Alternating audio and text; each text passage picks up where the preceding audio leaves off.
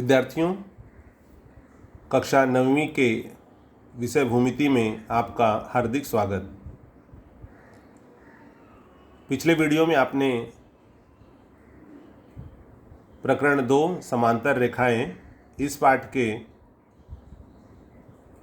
प्रश्न संग्रह 2.2 के जो प्रश्न थे वो आपने उसका वीडियो देखा और सवाल को समझा। आगे बढ़ते हैं और देखते हैं हम प्रकीर्ण प्रसंग्रह 2। तो प्रकीर्ण प्रसंग्रह 2 के जो पहले क्वेश्चंस हैं वो मल्टीपल चॉइस क्वेश्चन हैं जो आपने कर लिया है। क्वेश्चन 2 देखते हैं कि क्वेश्चन 2 क्या पूछा गया है, क्या दिया गया है और क्या पूछा गया है। तो देखिए यहाँ पर है किरण PQ तथा किरण PR परस्पर लंब हैं। किरण PQ आकृति देखिए बनाना है हमें, इसके द्वारा हमें आकृति बनानी है। तो पहले एक बार रीड कर लेते हैं। किरण PQ तथा किरण PR परस्पर लंब हैं। बिंदु B यह QPR के अंतःभाग में तथा बिंदु A यह RPQ के बाह्य भाग में है। किरण PB तथा किरण PA परस्पर लंब हैं। इस आधार पर आकृति बनाइए तथा निम्नलिखित कोणों की जोड़ियां लिखिए। इसमें आपको कोटिपूरक, संपूरक और सर्वांगसम कोण बताने हैं। तो ये जो यहाँ पर इंफॉर्मेशन दिया है उसके आधार पर यह आकृति बनती है।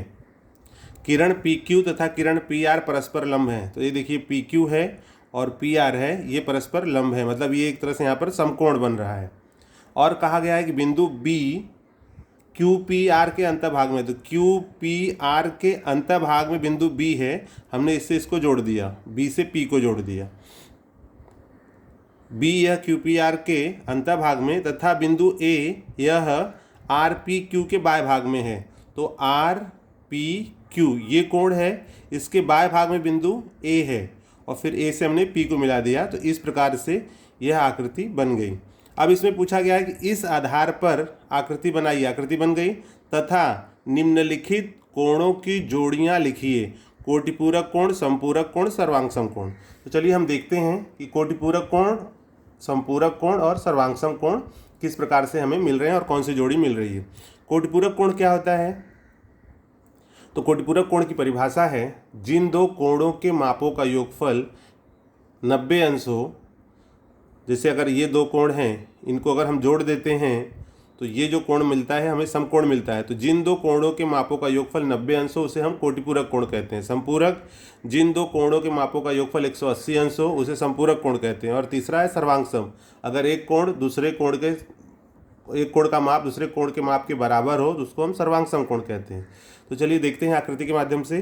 QPR 90 अंश है। QPR ये आप आकृति में देखो तो कितना दिख रहा है आपको, समकोण हो गया ये, और वो आपको परस्पर लंब दिया है इसलिए वो 90 अंश हो गया।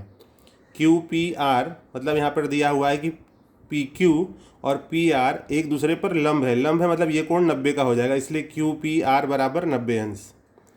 इसी प्रकार BPA, यहाँ पर जो PB और PA है वो भी यहाँ पर लंब हो जाएगा और इस प्रकार BPA भी हो गया 90 अंश, क्योंकि यहाँ पे कहा गया है किरण PB और किरण PA परस्पर लंब हैं। इस आधार पर कोण QPR और BPA 90 अंश हो गया। अब आगे आप देखोगे कि अगर हम QPR देखें तो देखिए यहाँ पर QPR ये जो समकोण है, समकोण लाने के लिए आपको इन दोनों कोणों को जोड़ना पड़ेगा। यहाँ पर देखिए कोण QPB प्लस कोण BPR, इसको जोड़ दीजिए तो क्या मिल जाएगा QPR। और इस प्रकार QPB प्लस BPR बराबर 90 अंश। 90 अंश क्यों आया? क्योंकि QPR का मान यहाँ क्या दिया हुआ है, 90 अंश। तो ये कथन 1 से, इस प्रकार हमें मिल गया QPB BPR 90 अंश। दूसरा है यदि हम BPA लेते हैं, BPA, तो इन दोनों कोणों को जोड़ना पड़ेगा। तो देखिए BPA क्या मिल रहा है हमें, कोण अगर BPA देखते हैं, BPA, इसमें आप देखोगे ये दो कोण जोड़ने पड़ेंगे आपको। तो दो कोण जोड़ने के लिए क्या है, BPR प्लस RPA बराबर हो जाएगा BPA, जो मैंने यहाँ पर लिखा है। कोण BPR प्लस कोण RPA बराबर BPA। BPR plus RPA। BPA का मान कितना है, यहाँ पर आप देखोगे 90 अंश है, तो यहाँ लिख दोगे 90 अंश। तो इस प्रकार से आप देखो यहाँ पर QPB और BPR ये दोनों मिलकर 90 अंश हो रहा है, और BPR प्लस RPA ये दोनों मिलकर के 90 अंश हो रहा है। अब हम कह सकते हैं कि कोण QPB और BPR ये जो जोड़ी है वो कोटिपूरक कोण की जोड़ी है। इसी प्रकार BPR और RPA ये दोनों मिलकर के भी 90 अंश हो रहे हैं। मैंने आपको स्टार्टिंग में बताया कि जिन दो कोणों के मापों का योगफल 90 अंश हो उसे हम कोटिपूरक कहते हैं। कोटिपूरक मतलब दोनों मिलकर के 90 अंश होगा। तो यहाँ पे इन दोनों कोणों का माप कितना हो रहा है, 90 अंश। इन दोनों कोणों का माप कितना हो रहा है, 90 अंश। इस प्रकार से आप कह सकते हो कि कोण QPB तथा BPR व कोण BPR तथा RPA ये कोण एक दूसरे के कोटिपूरक कोण हैं, जो हमें पहला पूछा गया था, कोटिपूरक कोण की जोड़ियां बताइए। तो ये जो आपको जोड़ी दिख रही है QPB और BPR ये कोटिपूरक कोण की जोड़ी है, दूसरा BPR और RPA ये कोटिपूरक कोण की जोड़ी है। आगे बढ़ते हैं और देखते हैं हम संपूरक कोण।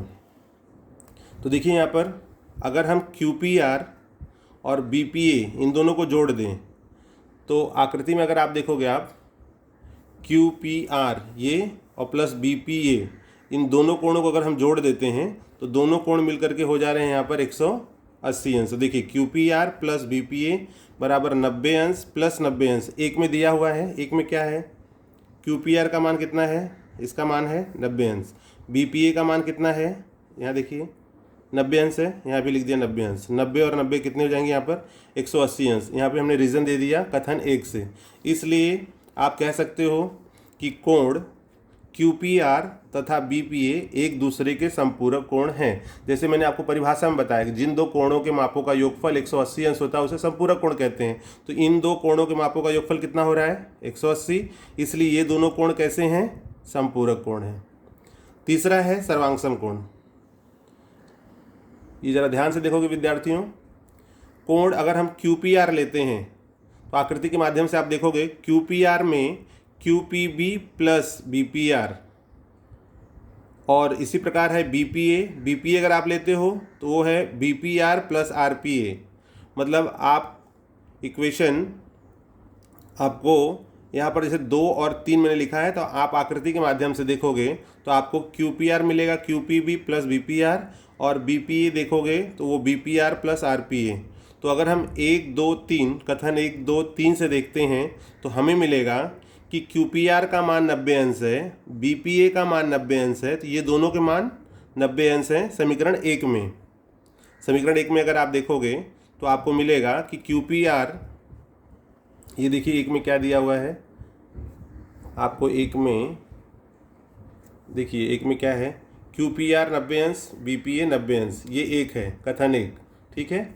अब आगे आप आकृति में देखो,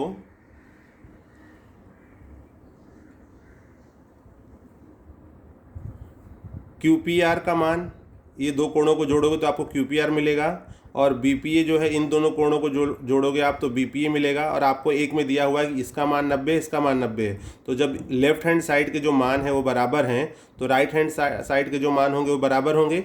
इस आधार पर हमने लिखा है कि 1 2 तथा 3 से QPR और BPA दोनों बराबर हैं, तो ये इसके बराबर हो जाएगा। तो यहाँ आप लिखोगे QPB प्लस BPR बराबर है BPR प्लस RPA। तो BPR और BPR सेम, इधर लाओगे तो माइनस हो जाएगा, या इसको इधर लाओगे तो माइनस हो जाएगा। तो हम यहीं पर इसको कैंसिल कर देते हैं। बचा क्या, QPB बराबर RPA, यानी QPB और RPA इन दोनों के मान कैसे होंगे, समान होंगे। तो इसलिए ये दोनों जो कोण हैं वो एक दूसरे के सर्वांगसम हैं। तो हम यहाँ पर लिख देंगे कि इसलिए QPB तथा RPA सर्वांगसम कोण हैं, क्योंकि ये दोनों बराबर आ गए। बराबर हैं मतलब इनके मान बराबर हैं, इसलिए वे दोनों कोण सर्वांगसम हैं। और क्या हो सकता है, तो जैसे आपको पता है कि इक्वेशन 1 में आप देख रहे हो इसका मान 90 अंश है और इसका मान 90 अंश है, तो दोनों बराबर हैं। दोनों कोणों के माप जो है वो समान है, जैसे रीजन में दिया हुआ है प्रत्येक 90 अंश, इसलिए ये कोण भी एक दूसरे के सर्वांगसम होगा। तो इस प्रकार से इस प्रश्न में आपने देखा कि किस प्रकार से कोटिपूरक कोणों की जोड़ियाँ, संपूरक कोणों की जोड़ियाँ तथा सर्वांगसम कोणों की जोड़ियाँ हमें प्राप्त होती है। सवाल को समझने के लिए वीडियो को आप 2 से 3 बार देखिए और उसके बाद प्रश्न को फिर से एक बार ध्यान से पढ़ना है और फिर आकृति को ध्यान देना है और उसके बाद जो हल किया गया है उस पर ध्यान देना है। तो आपको यह सवाल अच्छी तरह से समझ में आ जाएगा। समझ में नहीं आया तो आपको पुनः वीडियो देखना है और जितनी बार देखोगे, मैंने प्रयास किया है कि आपको सही ढंग से समझाया जाए और आशा करता हूँ कि आपको इस वीडियो के माध्यम से यह सवाल जो है समझ में आ जाएगा।